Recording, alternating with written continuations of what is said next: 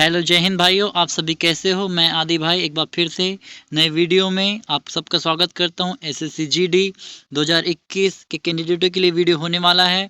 तो आज हम बात करेंगे पीजी पोर्टल में एक सीआईएसएफ के लड़के ने कंप्लेंट किया है। तो उसी के रिगार्डिंग मैं आपको थोड़ी सी इन्फॉर्मेशन दूंगा कि इसने कैसे कोर्ट केस मिनी जो पीजी पोर्टल होता है उसमें कैसे कंप्लेंट किया है और इसको पीजी पोर्टल में क्या रिप्लाई मिला है और पीजी पोर्टल क्या होती है और आपको इससे क्या हेल्प मिल सकती है। ठीक है, तो पीजी पोर्टल से जुड़े सीआईएसएफ के कैंडिडेट ने क्या क्या इसमें बोला है और क्या क्या पीजी पोर्टल आपकी हेल्प कर सकता है, इन सारी बातों को लेकर के हम इस वीडियो में बात करेंगे। तो आइए मैं वीडियो को शुरू करता हूँ। वीडियो को शुरू करने से पहले आपसे रिक्वेस्ट है कि चैनल को सब्सक्राइब करें और वीडियो अच्छी लगती है तो लाइक ज़रूर करें। ठीक है, उससे मेरी हिम्मत बढ़ती है। और कमेंट में आपके पास अगर कोई ऐसे बातें हैं जो आपको समझ नहीं आ रही है तो प्लीज़ कमेंट कीजिए। अगर मेरे को पता होगी तो मैं ज़रूर आपकी हेल्प करने की कोशिश करूँगा। और मेरे को किसी को फॉलो करना है तो लिंक दिया हुआ है इंस्टाग्राम एफबी का अबाउट में जाकर के आप मुझे फॉलो कर सकते हैं। तो आइए हम वीडियो को स्टार्ट करते हैं। तो वीडियो को स्टार्ट करने से पहले मैं आपको ज्वाइनिंग का भी थोड़ा सा बताऊंगा अपडेट, तो आप लोग उसको ध्यान से सुनना। ठीक है, कि ज्वाइनिंग प्रोसेस और आगे क्या क्या हो सकती है आपके साथ सिचुएशन। तो ये देख सकते हो आप, समूह कमांडेंट का कार्यालय, केंद्रीय औद्योगिक सुरक्षा बल। ये सीआईएसएफ क्लियर हो गया आपका। ये जो सीआईएसएफ है समूह मुख्यालय गुवाहाटी, हॉकी स्टेडियम के समीप, बिहारबाड़ी गुवाहाटी। मतलब ये गुवाहाटी के कैंडिडेट का मामला है जहां तक कि मेरे को समझ में आ रहा है। ठीक है, तो गुवाहाटी से इसको रिप्लाई आया है। अब देखो विषय, ये प्रति में जो भी कैंडिडेट है उसका इंफॉर्मेशन है। विषय लोक लोक लोक शिकायत पोर्टल, पीजी पोर्टल के तहत प्राप्त अभ्यावेदन के संबंध में। मतलब इन्होंने पीजी पोर्टल में शिकायत की है। तो सबसे पहले पीजी पोर्टल क्या होता है। ठीक है, पीजी पोर्टल क्या होता है। पीजी पोर्टल, तो पीजी पोर्टल को मैं आपको थोड़ा सा बताऊंगा। पीजी पोर्टल एक प्रकार का मिनी कोर्ट है। ठीक है, इसको मिनी कोर्ट कहा जाता है। पीजी पोर्टल मिनी कोर्ट में आता है। जैसे हम कोर्ट में शिकायत करते हैं वैसे ही इसमें भी शिकायत करते हैं, बस इसमें ऑनलाइन आप अपनी शिकायत को कर सकते हो कैफे से जा करके। ठीक है, और इसमें 15 दिन के अंदर पीजी पोर्टल का एक रूल है कि 15 दिन के अंदर जब आप कोई कंप्लेंट करते हैं, जैसे आरटीआई में 1 महीने का रहता है, तो 15 दिन के अंदर इसमें एक्शन ले लिया जाता है। और विद इन 4 मंथ, ऐसा कहा जाता है, विद इन 4 मंथ के अंदर आपको आपकी प्रॉब्लम का सॉल्यूशन निकाल के ये लोग दे देते हैं। ठीक है, तो पीजी पोर्टल में कंप्लेंट हर कोई कर सकता है, बस उसकी जो जानकारी है, जो भी वो शिकायत करना चाह रहा है, जो भी जानकारी लेना चाह रहा है, वो लीगल होनी चाहिए। ठीक है, बहुत सारे इसके मतलब नियम कानून जो रहते हैं ना वो है। तो उसको पढ़ने के लिए आप, अगर आपको पीजी पोर्टल अच्छे से समझना है तो ईशान एलएलबी का एक पीजी पोर्टल वाला वीडियो है, उसको जाकर के आप सुन लेना, आपको अच्छे से समझ में आ जाएगा। तो लेकिन आपकी जो पीजी पोर्टल वो हेल्प करेगा। ठीक है, जो भाई कोर्ट केस करना चाह रहा है और जिसके पास थोड़ी पैसे की प्रॉब्लम है उसके लिए बेस्ट है पीजी पोर्टल। ये मिनी कोर्ट कहा जाता है। ठीक है, इसका भी महत्व उतना ही है जितना आपके जो कोर्ट रहते हैं ना, normal court, high court, supreme court, बस ये मिनी कोर्ट है, पर इसका भी महत्व है। तो इसमें गवर्नमेंट हो चाहे सेंट्रल गवर्नमेंट हो, किसी के लिए भी आप अपनी शिकायत या फिर उनसे जानकारी लेने के लिए पीजी पोर्टल में याचिका दायर कर सकते हो। तो इस भैया ने पीजी पोर्टल में अपनी कंप्लेंट किया है। देखो, इसको रिप्लाई मिला है, आपके द्वारा प्रेषित लोक शिकायत पोर्टल के तहत अभ्यावेदन दिनांक 15/12/2022 के संदर्भ। ठीक है, तो 15/12/2022 ये मेरे पास रखा हुआ था, पता नहीं मेरा ध्यान इस पर क्यों नहीं किया। मैं एक दिन ध्यान दिया था, फिर मैं कल जब फ़ोन को चेक करा था डिलीट करने के लिए फ़ोटोज़, तो फिर मेरे को ये मिला। ठीक है, तो मेरे को लगा कि आपसे शेयर करना चाहिए। तो जो कोर्ट केस अभी करने के रुका हुआ है और जिसने कोर्ट केस करने की सोची है, तब तक ये पीजी पोर्टल में कोर्ट केस कर सकता है। पीजी पोर्टल के हिसाब से, पीजी पोर्टल के माध्यम से भी केस कर सकता है। ठीक है, तो इन संबंध में आपको सूचित किया जाता है कि कर्मचारी चयन आयोग द्वारा आपको संदेहास्पद इस अभ्यर्थी घोषित किया गया है और आपके परिणाम को रोक गया, विधेय कर दिया गया है। ठीक है, अतः आपकी उम्मीदवारी की प्रमाणिकता की पुष्टि हेतु प्रकरण को, जो भी प्रकरण मतलब आपका डोजियर, ठीक है, प्रयोगशाला सीएफएसएल को जांच हेतु प्रेषित कर दिया गया है। जांच रिपोर्ट प्राप्त होने के बाद आपको सूचित किया जाएगा। यहाँ देखो एक चीज बोला, प्राप्त रिपोर्ट, जब जांच रिपोर्ट प्राप्त होगी किसको, आपकी फोर्स को, तो आपको सूचित किया जाएगा।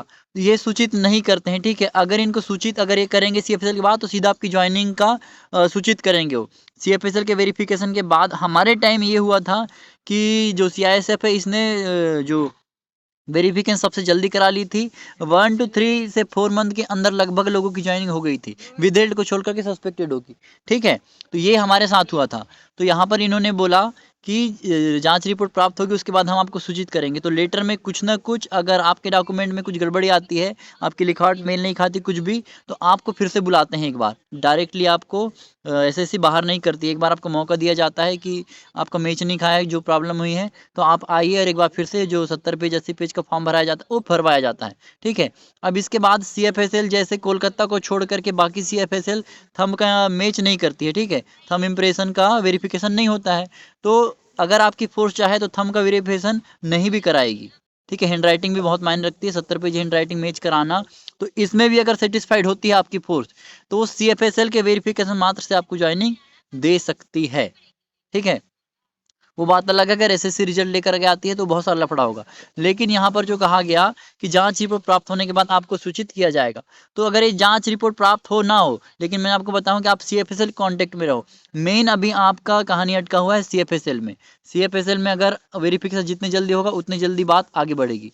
ठीक है, तो अभी अभी मेन मुद्दा हमारा CFSL के पास ही है। CFSL के पास है, तो हमको CFSL से कांटेक्ट में रहना है। जिसने भी कांटेक्ट कर लिया है और CFSL के पास को वेरिफिकेशन रिपोर्ट पहुंच गया है, तो 10-15 दिन के बाद आप लोग फिर से RTI लगा करके पूछना कि सर और कितना टाइम लगेगा वेरिफिकेशन में। और जैसे ही वहां से होता है आपकी फोर्स को तुरंत भेज, 1 हफ्ते के अंदर CFSL ट्रांसफर कर देती है अपने पास से। ठीक है, तो CFSL का मेन बात अटकी हुई। तो यहाँ पर PG पोर्टल में भी इन्होंने यही बताया, जांच रिपोर्ट प्राप्त होने के बाद आपको सूचित किया जाएगा। अब देखो एक काम, जब आप कोई भी कोर्ट केस करते हो कुछ भी, तो आपकी फोर्स को पता रहता है आप जहाँ ज्वाइनिंग करने वाले हो उसके पास आपका सारा डोजियर, सारा आपका जो भी हम करते हैं ना, चाहे हम RTI लगाएं, लेटर लिखे, कुछ भी करे, तो उनके पास सारी जानकारी होती है। तो जब हम भी अभी हम ज्वाइन किए तो हमारा जो लेटर भेजे थे उन्होंने बोला तुम बहुत लेटर लिखते थे, तुम बहुत हमको परेशान किए, ऐसा ऐसा, पर उससे कुछ होता नहीं है। अब हमारा काम है हमको परेशान, तो हम उनको करेंगे ही। तो एक देखो, PG पोर्टल में आपने कंप्लेंट किए, PG पोर्टल मैंने आपको यही रिप्लाई दिया है कि CFSL के वेरिफिकेशन के बाद, तो CFSL में ही अभी आपका मामला अटका हुआ है। अब CFSL चले गया तो CFSL में वेरिफिकेशन हो रहा है, लेकिन आपने जो ये PG पोर्टल में किया हो या कोर्ट केस किया हो, तो देखो प्रतिलिपि कहाँ कहाँ गई। ये प्रतिलिपि दिख रही है आपको? याद रखना आपका डॉक्यूमेंट बहुत सारे लोगों के पास जाता है। एक प्रतिलिपि भेजी है इन्होंने महानिरीक्षक CISF मुख्यालय गुवाहाटी, एक गुवाहाटी में गया है, और वहीं महानिरीक्षक के साथ साथ उप महानिरीक्षक मुख्यालय गुवाहाटी में गया, और तीसरा गया है सहायक महानिरीक्षक भर्ती के CISF मुख्यालय नई दिल्ली, न्यू दिल्ली में गया एक तीसरा। ठीक है, चौथा गया है सहायक महानिरीक्षक कल्याण, जो कल्याण विभाग होगा आपके CISF का, उसमें भी गया है। तो ये चारों जगह देखो अब आपके डॉक्यूमेंट हैं। एक एक प्रतिलिपि जो भी आप कोर्ट केस करते हो, RTI लगाते हो, सारे लोग ट्रांसफर करते हैं, क्योंकि सब ये जो काजी कार्रवाई हमको लगता है कि एक दिन में रिप्लाई क्यों नहीं देते हैं। देखो ये सारी चीजें होती है, इसलिए टाइम लगता है। ठीक है, हमको सिर्फ यही लगता है कि यार 1-2 दिन का तो काम है, एक तो वेरिफिकेशन तो करना है, 1-2 लोग का नहीं। एक एक साइन होने के लिए, एक पेज में साइन होने के लिए आपको मैं बताऊं 7 से 8 टेबल आपके डोजियर नाचते हैं। 7 से 8 तो आप सोच सकते हो, और वो भी अलग अलग कमरे में, अलग अलग सर में, कोई सर छुट्टी में, ये है। इन चीज़ों में बहुत लफड़ा होता है, इसलिए गवर्नमेंट काम स्लो होता है, और हम सब लोग जानते हैं गवर्नमेंट काम कैसे करती है। और एक चीज देखो, आपके लिए भी यहाँ पर देखो, आपके कार्यालय के पत्र संख्या 84 दिनांक 10/1/2023 के संदर्भ में सूचनार्थ इनको भी भेज दिया गया। सहायक महानिरीक्षक भर्ती, भर्ती जो भर्ती बोर्ड रहता है ना, ये वाला कहाँ गया, ये है भर्ती बोर्ड। आपका जो मेन बोर्ड होता है यहाँ पर डोजियर जाता है एक बार। यहाँ से जब तक कि फाइनल ऑर्डर नहीं आता तब तक कि कोई ज्वाइनिंग इशू नहीं करते हैं। तो सारा वेरिफिकेशन होने के बाद आपका जो मामला अटकेगा यहाँ पर अटकेगा, ये तीसरे नंबर के पॉइंट में यहाँ पर जाएगा, और फिर ये लोग ऑर्डर करेंगे कि हाँ इन लड़के लड़कियों को, इन कैंडिडेट को ज्वाइनिंग दिया जाए, तब ज्वाइनिंग देते हैं। तो आपको बता दूं सबसे पहले, अब ये PG पोर्टल समझ में आ गया होगा आपको, इस PG पोर्टल के माध्यम से एक प्रकार का मिनी कोर्ट केस है कि सर हमारा ये चीज़ नहीं है, तो 4 महीने के अंदर और कुछ ना कुछ ये लोग इसके पास रिप्लाई आएगा। ठीक है, तब हम आपको बता देंगे। तो पहला CFSL को RTI लगा हुआ, और CFSL से इन्फॉर्मेशन लो कि क्या चल रहा है। ठीक है, CFSL ही आपकी हेल्प करेगा। CFSL जल्दी, जितनी जल्दी आपकी जो वेरिफिकेशन करके देगा उतनी जल्दी आगे प्रोसेस बढ़ेगी। तो मेन अभी CFSL ही है, क्योंकि सारे लगभग फोर्सों ने CFSL को अपना जो डॉक्यूमेंट है वो लोग भेज दिए हैं। तो जितने भी लोग हैं, 900 1000 जितने भी बंदे हैं, सारे लोग अपना जो प्रोसेस है वो CFSL से ही इन्फॉर्मेशन ले सकते हैं। ठीक है, तो मैं उम्मीद करता हूँ आपको जान के अच्छी लगी होगी। तो CFSL को पहले RTI लगाओ और पेशेंस रखो। ठीक है, हमारे पास अब पेशेंस रखने के अलावा कुछ नहीं है, क्योंकि आप कोर्ट केस भी करोगे तो आपको ज्वाइनिंग अभी नहीं देंगे जब तक कि CFSL का वेरिफिकेशन नहीं होगा। तो हम सिर्फ और सिर्फ फिलहाल में भी वेट कर सकते हैं। ऐसा नहीं ज्वाइनिंग नहीं होगी, ज्वाइनिंग सबकी होती है। वो कुछ कुछ लोगों के साथ ही लेट होता है हमारे जैसे, लेकिन आप लोग के साथ ऐसा कुछ ना हो, गॉड करे। ठीक है, तो तब तक के लिए वेट कर लीजिए। और अगर आप चाहो तो ये PG पोर्टल में अपन हेल्प ले सकते हो आप लोग। ठीक है, और जो भाई लोग का बिना किसी वजह से विदहेल्ड हैं, सॉरी विदहेल्ड भी नहीं है, कुछ नहीं है, फिर भी उनको जॉइंट लेटर इशू नहीं हुआ है, कुछ लोग ऐसे भी हैं।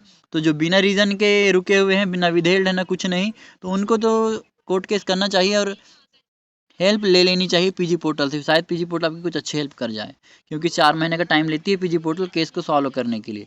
ठीक है, तो जो बिना किसी वजह से जिनको जनरेटर नहीं मिला है, तो वो लोग यहाँ से हेल्प ले सकते हैं।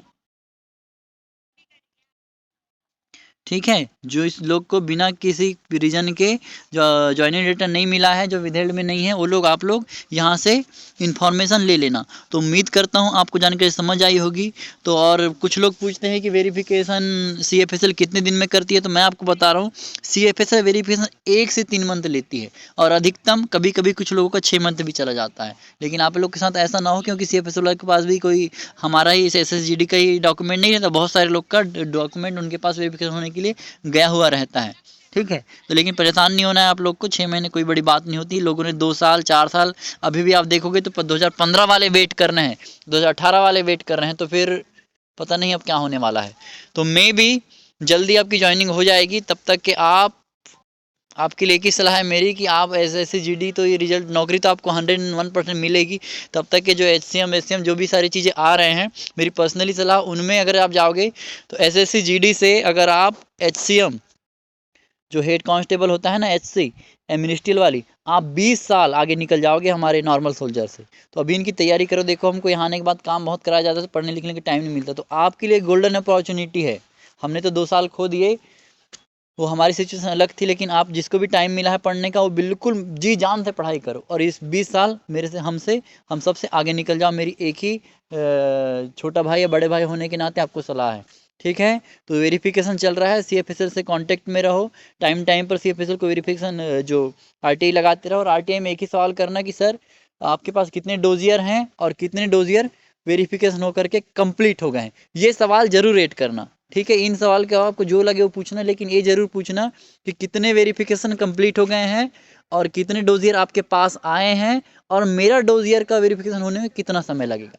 ये 3 क्वेश्चन जरूर रेट करना। ओके, तो आज के लिए जानकारी इतनी ही थी। मिलते हैं नेक्स्ट वीडियो में, तब तक के लिए good luck, all the best.